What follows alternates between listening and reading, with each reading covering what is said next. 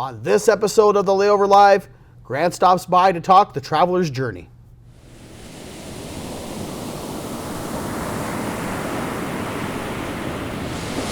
Grant, hey, what are you daydreaming? Oh, I was just thinking about travel.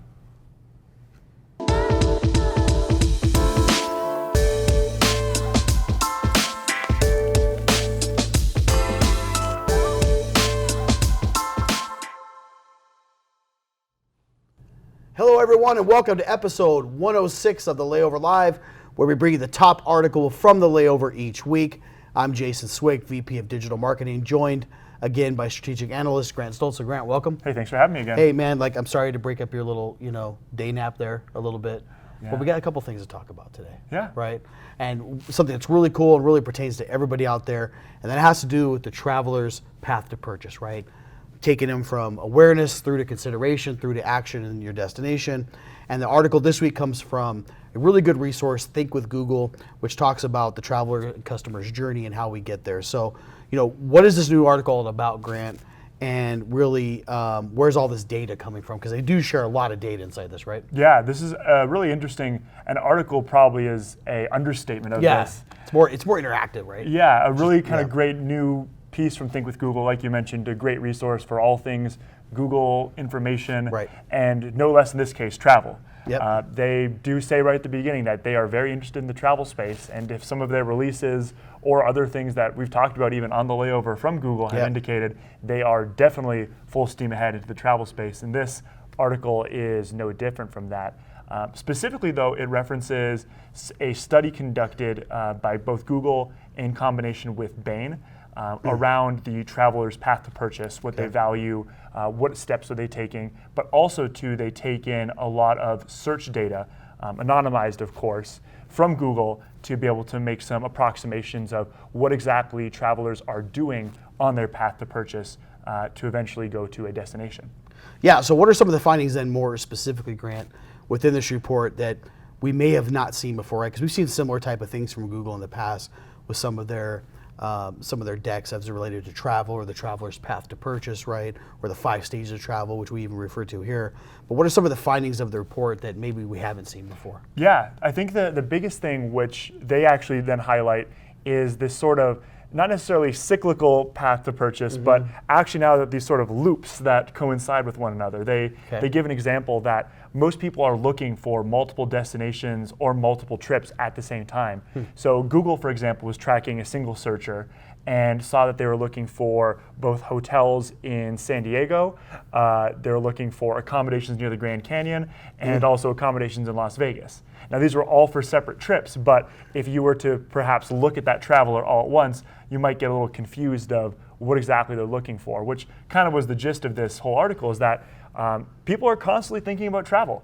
Even in times that they're not actively planning a trip, they are maybe passively researching it or researching accommodations. And conversely, even once they've actually researched an accommodation or researched a destination, they're still doing research about other destinations or maybe even trying to find different things that they booked in that destination. An example they gave was that they were looking at people who booked a hotel are still searching hotels in the destination after they booked, with 1 out of 10 people actually canceling that original booking and changing it to something else. I mean, we do it ourselves. We just got back from a vacation. I know oftentimes we'll book that hotel room to kind of say, okay, well, here's our price. We're going to lock that in now, but let's take a look at what else is going on out here.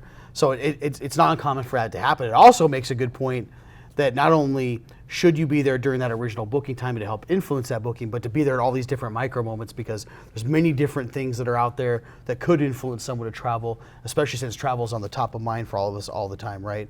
So how can marketers then apply all this new information to their strategies? Absolutely. There's a bunch of findings that they have at the bottom of this article, which I think distill a lot of the key points and features here. Specifically looking at items such as price, relative to its usefulness. And find needs. Focus on those needs and not the price it talks about, right? Right, exactly. An example they gave was people were willing to pay more for, say, a Westin property than some others that they were in their findings, just by the virtue of it having a bit more perceived value. Yes, or is it dog friendly? Maybe that's more perceived value to them than the price, because you're satisfying that need they have of bringing their pet with them or whatever it may be. Exactly. What are some of the other things it talks about? They also say look at searches. Let the consumer, what they're searching for, guide your strategy. If people are looking for pet-friendly hotels, you should be making content around pet-friendly hotels. So using tools like Google's Keyword Planner to be able to figure out what exactly people are saying or searching for in your destination, and then reverse engineer that to create content. And then of course, they mentioned some maybe more heady topics as it was, such as utilizing machine learning. That may be a little more appropriate for the marketers or the vendors out there who are selling a product and do have that ability to track that full funnel purchase. However, that goes without saying. I think anytime we can use machine learning both on the end of Google to be able to optimize our campaigns or to be able to better find potential visitors, or also then utilize some more advanced statistical analysis on the back end to determine what's working, really can only benefit DMOs and marketers. Well, it allows you to reach that consumer at scale. We're moving into a mobile world that moves very, very quickly. For us to create content for every single piece of a platform with every need and every want and every desire would be really hard. Machine learning can help us craft those things with dynamic content, can help us with dynamic creative, and many, many other things. Machine learning allows us to, at scale, find those intent signals so that we're making sure that we're keeping the destination top of mind. And again, I think the big thing here is building that relationship and building it early on. Search is typically a pretty good place for that. If you can get out in front of people and then make sure you're nurturing that along the way, I think it's really, really good information. So check it out. Think with Google always has really good information.